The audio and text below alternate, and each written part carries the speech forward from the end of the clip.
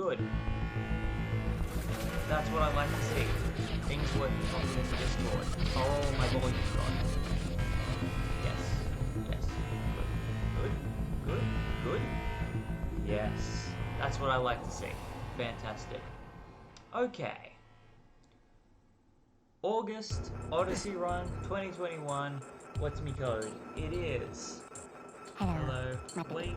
Long whistle. Follow me. Perfect. Now that I'm using the PlayStation controls, things are a lot easier. Okay.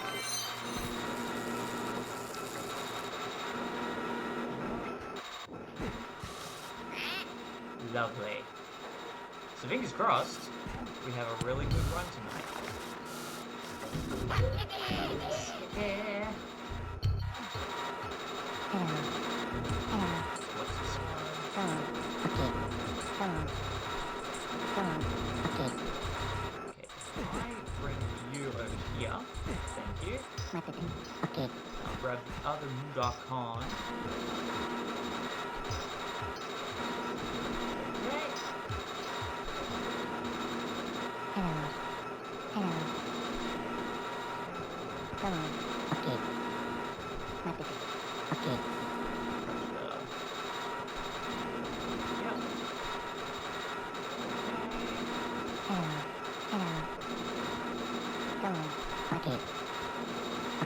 Okay, I nearly realized mistake. There we go. Okay. Beautiful. 1, 2, 3.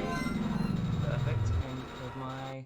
Good. Okay. I thought I'd left my casualties up for a second there, so I had a little bit of a panic moment. But no. We are good. We are good. We're going to get up with the 80. But yeah, I feel like with these One Life runs, I've been having a lot of fun doing these, especially over the course of this year. And I can't really comment on the interaction of then posting the reruns on YouTube. I think it's more of a...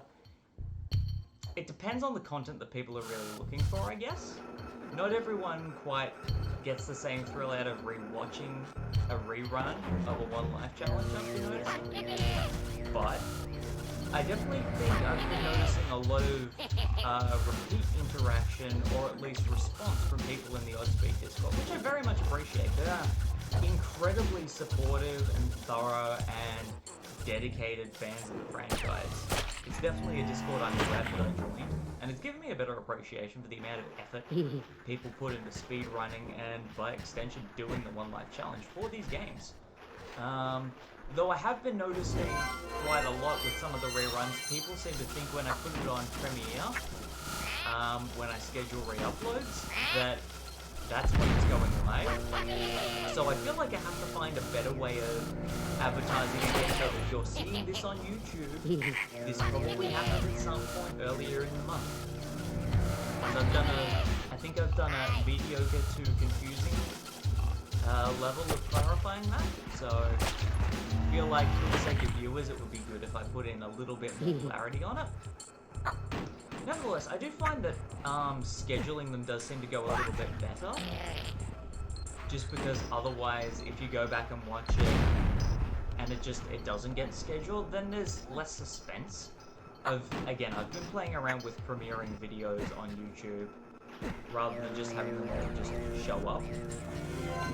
And I don't know, I'm genuinely curious if this is the kind of content that people find is better to have as a premiere, or if it's better to just run it through. Hello. Okay. So, I mean, with the without a bigger audience, I don't really know who I'd be asking about that tonight, but Okay. more than anything, I like getting an idea of what people enjoy with this kind of content. And I think since I've been doing this for now 10 years on YouTube, it's good to get a better idea of what content actually... Not necessarily exactly what content people like, but I guess a presentation pacing that works better with the audience. Because again, like, my main playthroughs at the moment, I've been orienting around what I want to play, but I do want to still present this stuff when it goes to YouTube in a way that people enjoy it. I want to go like that. Lovely. Just a random thought that went through my head, because I uploaded, at the time that I'm uploading this, for context, this is being streamed on the same day that I did I put the Exodus run for this same month up on YouTube. So I had the Exodus run go up at 6:30, and then I'm now streaming this the same evening at 9 o'clock. So I didn't realize that not everyone in the audience is aware that when it goes to YouTube, that's not the live version, that's the rerun. So the live chat actually had a couple of messages in it, and I'm realizing that's sort of a, I guess a misdirect of the content on my part, which, I mean, it's all a learning experience. So I need another grenade. But yeah, so the one difficult thing about that as well is those are the kinds of comments that more often than not are the ones that I want to be really interacting with. I mean, heck, I'm still working on editing the Earthworm Gym videos to be going up, ideally, probably next month, September. I'm still waiting on a clip or two that I need to get recorded and put together to go into that for a terribly obvious joke. But those are the kinds of questions that I wanted to be getting in those kinds of streams, so I'm trying to get a better understanding of where the audience is and what they're interested in when I'm sending that content back to YouTube, because that's where most of my interaction is coming from, because that's where I've been doing things for 10 years. Hello. Again, this rant probably has no direction. I've literally just finished dinner and jumped on stream, so... Door north. Go on. Okay. Go on. But yeah, and it's difficult because also it shows when people are joining in on the streams who haven't been in any before, or also who have only just discovered my channel. In particular, I noticed one person in the live chat was asking if I play games like Call of Duty. That is very much not my my genre. I think the closest to first-person shooter I've ever gone is playing BioShock, and that is still, if anything, the BioShock playthrough that I did is still an insight into content that I enjoy, but it isn't necessarily matched to the channel. No, don't get me wrong, I love BioShock. I absolutely love BioShock, but I feel like the content that the person was asking the questions about, they were looking for content creators doing stuff along the lines of, you know, your Fortnites, your Call of Duties, your CSGO, maybe competitive Quake multiplayer. I need grenades, what am I doing? Yeah, those kinds of games. So I feel that while they definitely knew what kind of content they were after, they had not stumbled across a channel that necessarily provided it. And of course, these are the kinds of questions I'd be able to ask if the stream was live, but of course it's a rerun, so I can't. And I felt kind of bad. I felt kind of bad that I couldn't answer those questions, because again, those are the kind of questions I would have loved to have seen coming through when I was doing Earthworm Gym. That's the kind of genuine interaction I love bouncing off with people. It's always really interesting to see when people discover a new channel what they're curious about that creator does, or if that creator does certain things. Okay. I mean, heck, I've been... Hello. Go on. Okay. The Legacy of Goku playthrough I'm doing at the moment, I have been recording that since... Let's see, I've been recording that since around about... I want to say late July of 2019. It's August 2021, and now I have all of the main footage for that recorded. And that is still one of my playthroughs that I am the most proud of the finished product.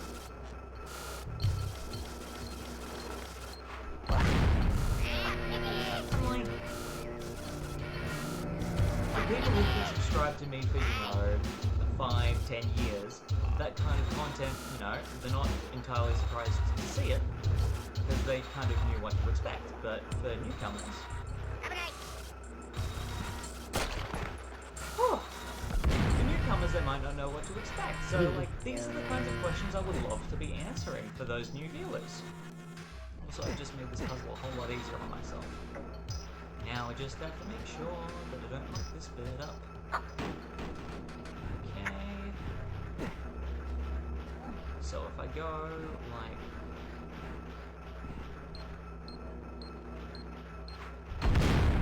that, the alarm's still gonna get grumpy with me because of course it is.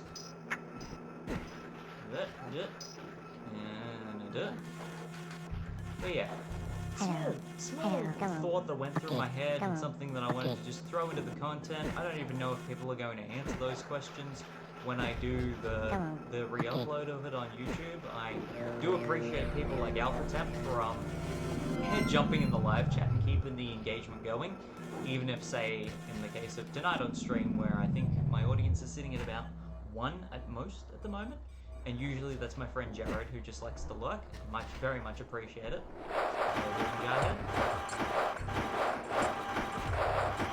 Mostly because I thought it might have been Cosmo vs. Goku, but at the same time, that guy Andy is currently streaming on his delightful Jelly Bum Wiggle Monday stream, so chances are anyone in the common audience for that is probably over there at the moment, unless my internet is deciding to completely potato itself, which, given the last 2 months I've had with the internet's problems, I wouldn't put it past happening here, even though all those problems are with a different location. Good fun. Good fun. But yeah.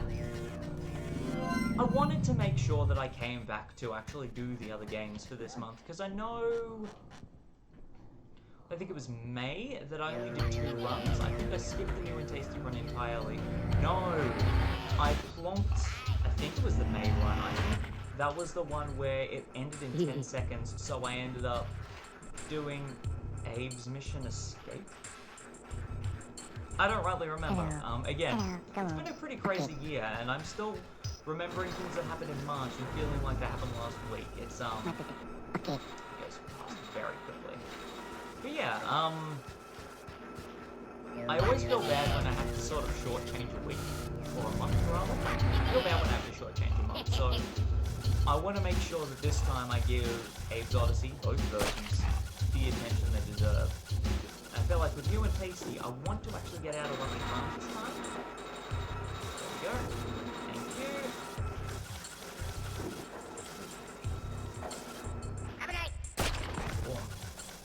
Okay. We don't need to go that way, not in this one. But yeah, it feels good to be coming back to Abe's Oddysee, having some fun. Just having a good Oddworld stream. Again, the tricky thing is I would love to be doing some more invested projects on here at the moment. But on the YouTube side, my backlog is immense. Or at least it's relatively immense. Again, I've got the Legacy of Goku playthroughs, main run is now wrapping up, and then after that, I've got to, and then after that, what was I saying? Then after that, I've still got to edit the Rayman Redemption playthrough. That still isn't quite ready for YouTube yet. It's very close, and that's going to be the next thing that goes up. And I'm still working out how I'm going to do that. I'm probably going to end up doing something weird, like the last part of Legacy of Goku will go up, and then I was thinking of maybe alternating weeks between extra footage for that and Rayman Redemption. To be fair, if I can... Actually, no, Earthworm Jim will probably be changed to a Monday thing. But I think more than anything, the one thing I'm very curious about is what's going to be happening in terms of other side projects, because I've already made the bad decision. I know I've said it in multiple streams, but I'm saying it here to make sure that it actually gets YouTube, you know, where it gets seen.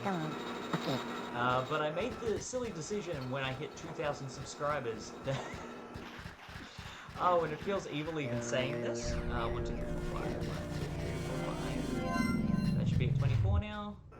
25. There we go. I've made the dangerous decision that for every new 100 subscribers I reach, I'm going to stream some more of I Want to Be the Guy. Willingly, consciously, and forgivingly. And the reason being, I do kind of want to go back to it, but I want it to be incentivized. And not to just jump on it if it's something people aren't interested in.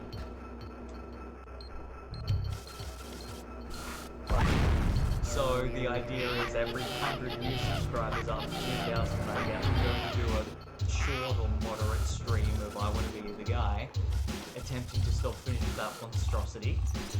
And then I'll just upload that in chunks, continuing on the playthrough. And I won't do a new stream until I hit another 100 after that. Because I like the idea of going back to it, but I want there to be drive for it. And I think, also, now that I'm using a computer that isn't, you know, stuck back in 2010, or at least 2012, that I actually have a setup that can work well with it, and it doesn't feel like half of the things I'm getting away with are a fact of the game just is a nightmare. But yeah.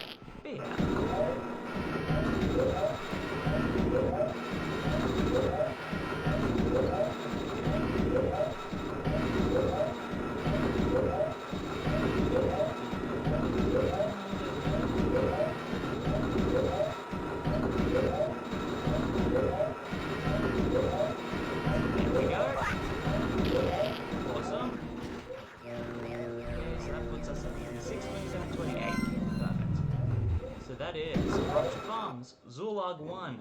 Clear. Lovely. Shiva. And yeah. There's a lot of content on the horizon. And it's also a case of, until I'm at a stage where the backlog is thinned a little bit and I've worked through those things that I still have to edit, I'm also dealing with just... I don't have a setup at the moment where I can risk losing mass amounts of footage for future projects. It's the reason why I know I'm going to start Munch's Oddysee on stream. And by extension, DBZ Kakarot, but I need to be in a space where I know I can record it reliably and I don't lose chunks of it. So, all things in more bite-sized pieces is still really good. Also, I never tire of playing Abe. Never tire of playing Abe. Having a new way to play Abe is always good. And when I feel comfortable and confident enough in Munch's Oddysee, I will try and throw things easier, but it's probably going to have its own dedicated stream for a one-life one. Go, you Mudokon. Okay. So we're sitting at 31 as our current new best. How do I want to do this? This is where I always feel indecisive. I have to fight this demon eventually, of this secret passage. If this means I keep having repeated my attitude is if I still struggle with this secret passage in this month's run, I'm just gonna skip it, and then I'll do it in October. Hello, come on, hello. Come on, okay. Because I figure if I keep struggling with it, I need to change things up. It's just a given. Because it means something's not working. Also, this run is so much more forgiving and new and tasty.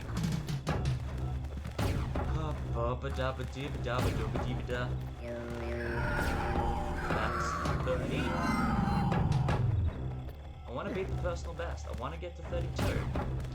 I also want to get out of the secret passage with 31 this time, because I know that didn't happen last month. I got in, I got the last Mudokon.